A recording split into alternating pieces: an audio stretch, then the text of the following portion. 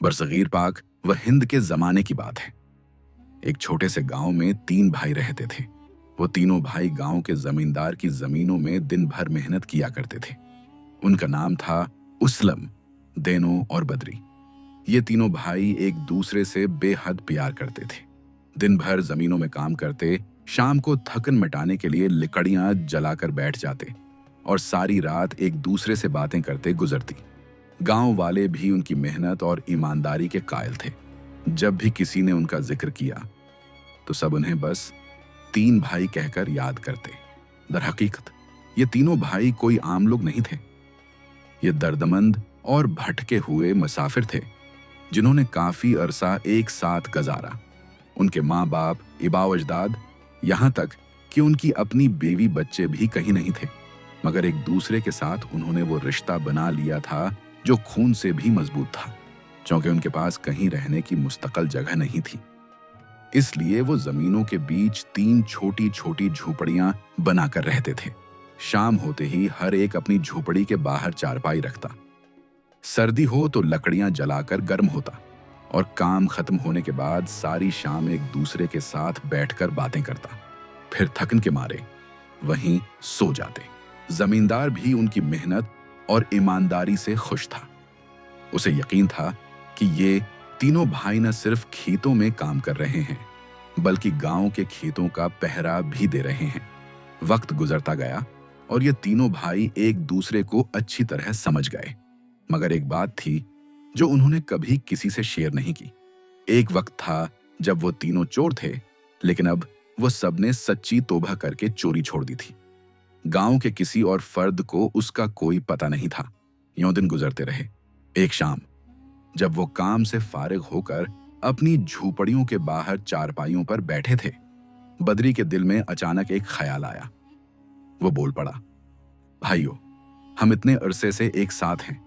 हमें एक दूसरे की आदतें, खामियां सब मालूम हैं और हमें मालूम है कि हम सब ने एक वक्त चोरी की, लेकिन अब मेहनत से रोजी कमाते हैं। फिर भी मुझे ये जानने की दिलचस्पी हो रही है कि आखिर ऐसा क्या हुआ कि तुम दोनों ने भी सच्ची तौबा की। इस पर असलम, जो सबसे बड़ा और सबसे समझदार था, हल्की सी मुस्कुराहट के साथ बोला, अरे मया, छोड़ो ये बातें, गड़े हुए मर्दे ना अखाड़ो। बदरी ने थोड़ी देर सोचने के बाद बोल दिया, नहीं असलम भैया, आज सही वक्त है। आज हम सब एक दूसरे को अपने अपने राज बताएं। देनों ने भी इस बात की तायीद की। तीनों भाइयों ने एक दूसरे को रजामंदी दे दी। चंद लम्हों के लिए खामोशी छा गई। ढलती हुई शाम के हल्के सुनहरी रंग उन्हें माजी की यादों की गहराई में ले जा रहे थे। इसलम चंद लम्हों के लिए चुप रहा, फिर आंखें जमीन की तरफ झुकाई और बोलना शुरू किया, भाइयों, मैं अपनी जवानी में बहुत फरतीला और चाक व चौबंद चोर रहा हूं। किसी भी कसम का ताला खोलना मेरे लिए कोई मुश्किल नहीं था, लेकिन एक दिन मैंने एक ऐसी चोरी की जिसने मेरी जिंदगी बदल कर रख दी। वह चंद लम्हों के लिए फिर खामोश हो गया, जैसे यादें उसे घेर लें। फिर थोड़ा सोचते हुए बोला, हमारे गांव के करीब एक गांव में एक रईस खातून रहती थी। लोग उसे आमा जी कहकर पुकारा करते थे। वो नहायत सलीकामंद और बावकार शख्सियत की मालिक थी। उसके असूल इतने मजबूत थे कि उनकी मिसाल कहीं नहीं मिलती, और रईस ऐसी कि जैसे किसी मलक की बादशाह हो। हर कोई कहता, आज के बेटे अमेरिका में रहते हैं, उसके पास दौलत की कोई कमी नहीं, और कोई कहता कि आज की लॉटरी लगी है। इसलम ने सांस लिया और आगे बोला, उसके साथ नौकरों की एक बड़ी फौज थी जो उसका ख्याल रखती थी, मगर उसका कोई अपना नहीं था। यह सब जानकर मुझे काम और भी आसान लगने लगा। सबसे बड़ी बात यह थी कि उसके दर से कोई भी सवाल खाली हाथ नहीं जाता था। शादी हो या गम, हर किसी के साथ भलाई करती थी। वो थोड़ी देर के लिए खामोश हो गया, फिर दिल की शिद्दत के साथ बोला, इस सुनी सुनाई शहरत ने मेरे दिल में कशिश पैदा कर दी। मैं हर वक्त उसकी हवेली में चोरी करने के लिए मंसूबा बनाता रहता। फिर मैंने हवेली की तहकीक करने का फैसला किया और वहां जाकर काम मांगा। उसने मुझे रख लिया। मैंने 4 माह तक काम किया। इस दौरान उसने एक पैसे की बदगुमानी तक नहीं की, और जिस दिन मैंने काम छोड़ा उसने एक एक पैसा मेरी हथेली में रखकर दिल से शुक्रिया अदा किया। इसलम की आवाज में हल्की सी नरमी थी, मगर यादों की शिद्दत थी। मैं हवेली के हर कोने से वाकिफ हो चुका था। एक ऐसा कमरा भी था जहां सिर्फ वो जाती थी, और मुझे यकीन था कि वहीं बहुत माल व दौलत छिपा हुआ है। मैंने 6 माह अपने गांव में गुजारे, फिर शबाना रोज हवेली की तरफ रवाना हुआ। रात की तारीकी और सर्दी बढ़ती जा रही थी। दरख्तों पर बैठे अलो भी खामोश हो गए थे। इसलम दबे कदम हवेली के पिछले रास्ते से उसी झोपड़े की जानिब बढ़ा। कमरे के दरवाजे पर पुराना ताला लगा था। मैंने हथौड़े से एक वार किया और ताला टूट गया। कमरे में दाखिल हुआ, रोशनी के लिए माचिस जला दी। सामने एक दिया जल रहा था। इसलम की आवाज में हैरत और दर्द दोनों थी। कमरे में बहुत सारे संदूक थे। मैंने सबसे बड़ा संदूक खोलने का फैसला किया। 4 छोटे संदूक उतार कर उस बड़े पर तोड़ मारी। दरवाजा खुला और मेरी सारी उम्मीदें चुकना चोर हो गईं।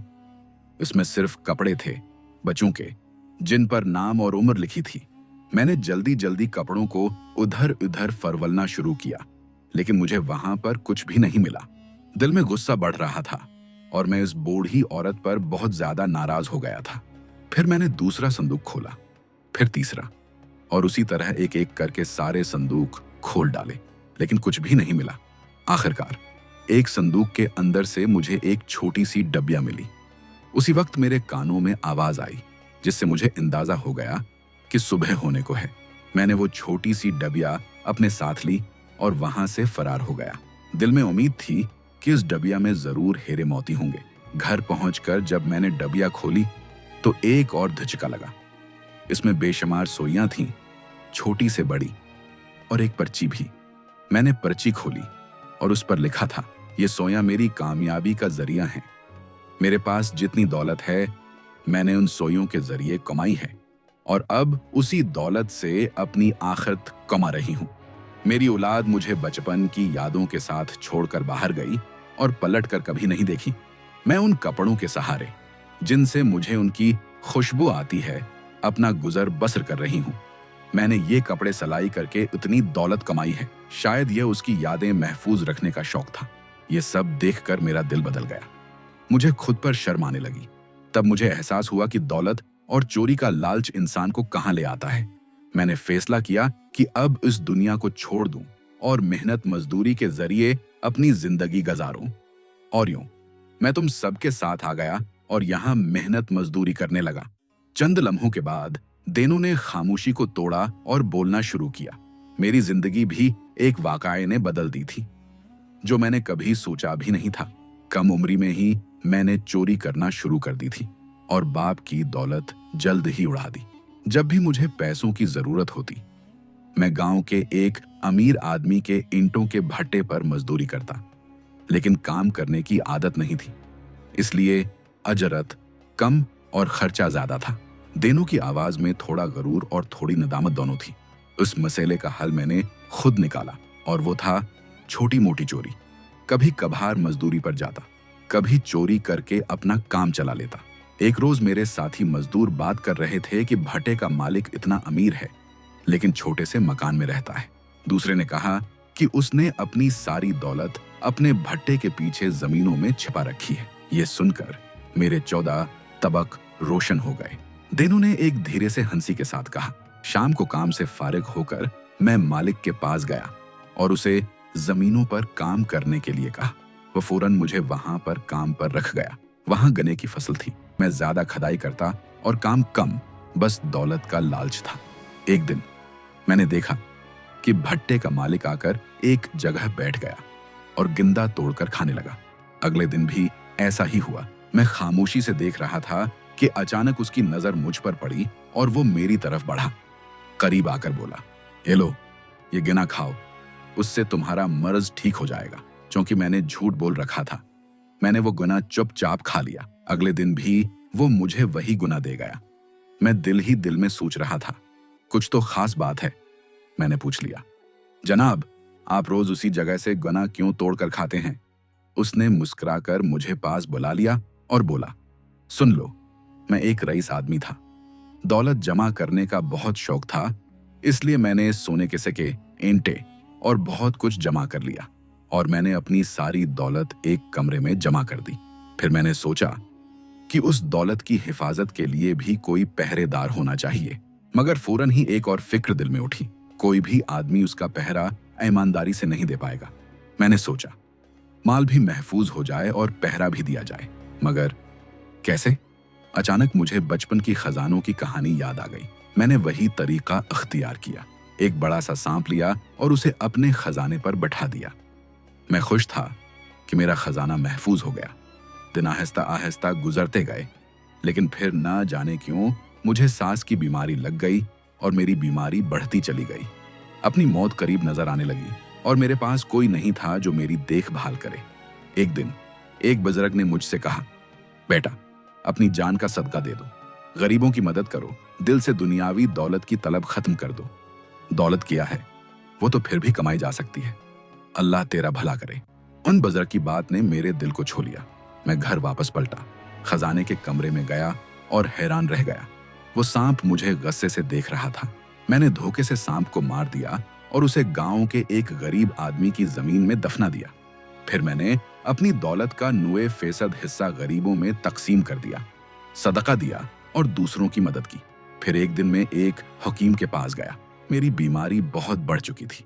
हकीम साहब ने मुझे देखकर कहा, बेटा, तुम्हारा मर्ज अब लाइलाज हो चुका है, ज्यादा से ज्यादा 1 माह जिंदा रह सकोगे। ये सुनकर मैं सख्त रंजीदा हो गया।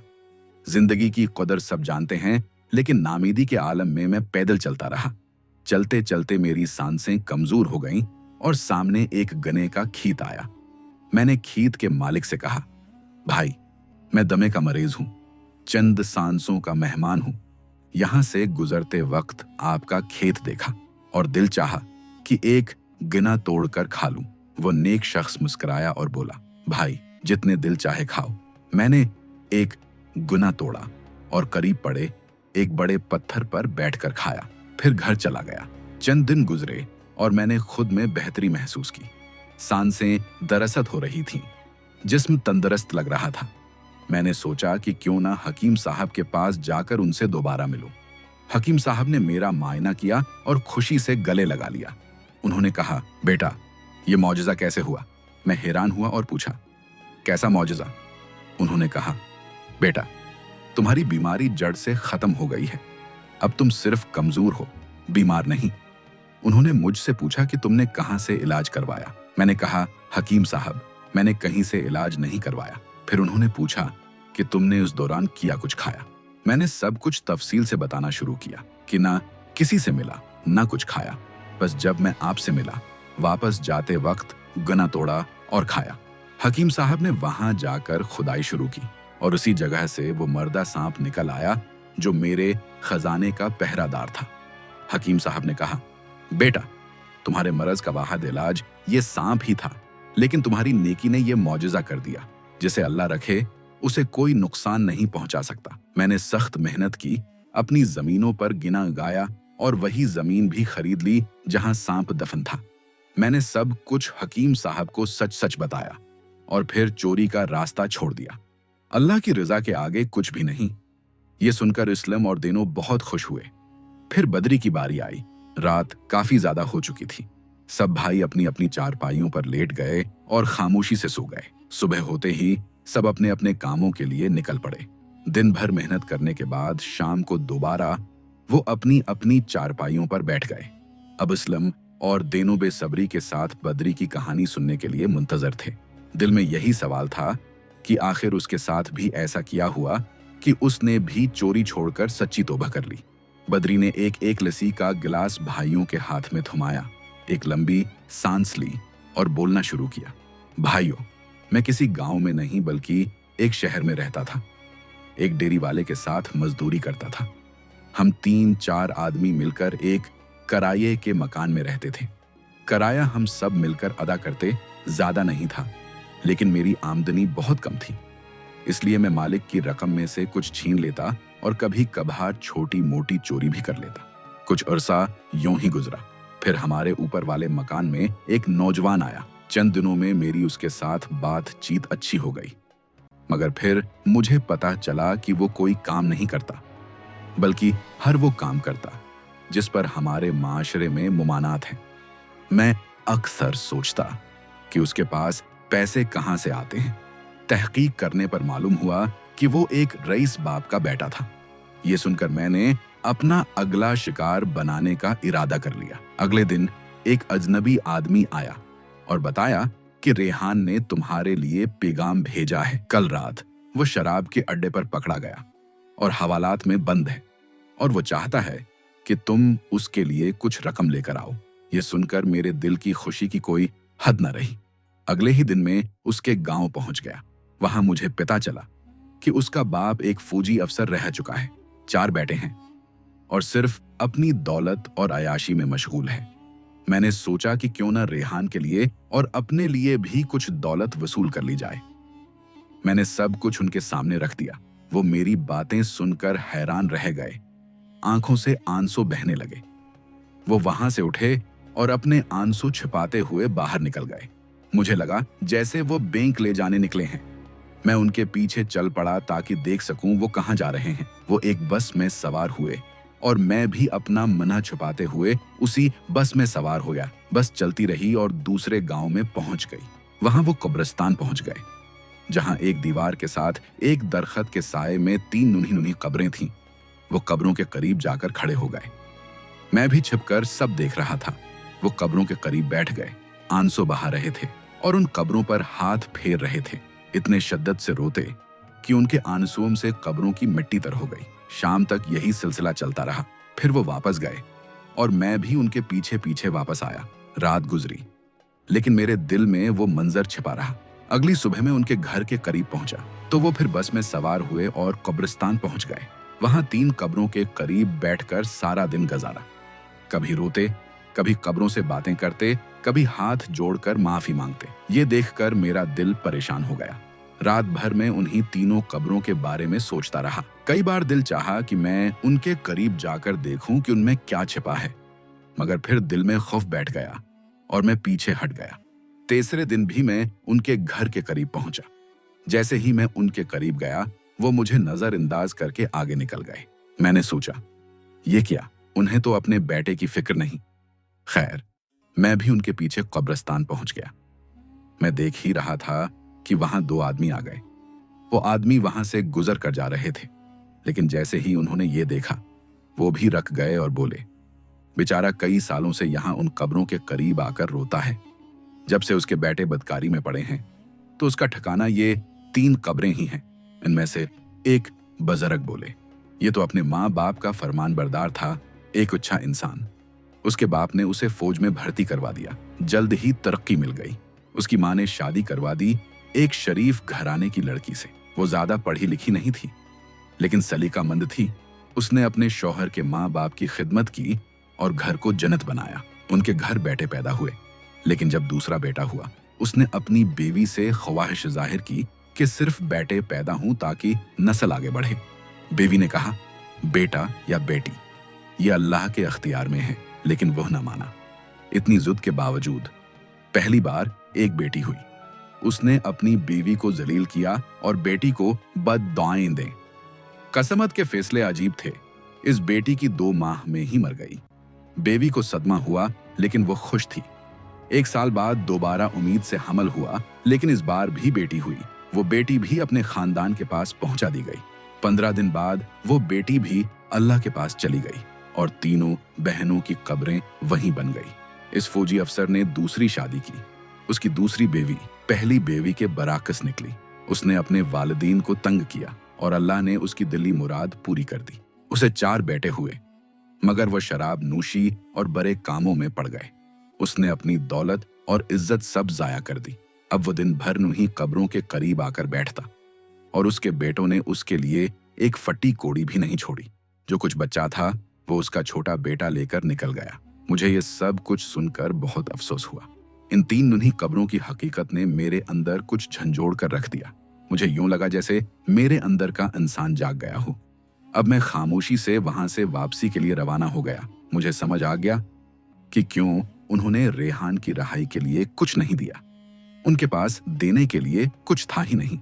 अगले रोज मुझे पता चला कि रेहान के वालिद इंतकाल कर गए हैं। ये सुनकर मुझे और भी सदमा हुआ और मैंने उनकी नमाज जनाजा अदा की। मेरे सामने एक बस आदमी की नीयत थी, वही इंसान जिसे लौटने की गरज से मैं आया था। मैंने अपने आप पर बहुत दुख महसूस किया। उसी वक्त मैंने चोरी करने से सच्ची तौबा कर ली और सब कुछ छोड़कर यहाँ आ गया।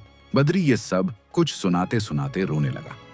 उसके बाद हम तीनों भाई हमेशा एक साथ रहने और एक दूसरे का सहारा देने का वादा। प्यारे दोस्तों, उम्मीद है आज की ये सच्ची कहानी आपको पसंद आई होगी। अगर वीडियो अच्छी लगी हो तो कमेंट्स में अपनी राय का इजहार जरूर करें और हमारे चैनल को सब्सक्राइब कर दें। वीडियो देखने का बहुत बहुत शुक्रिया।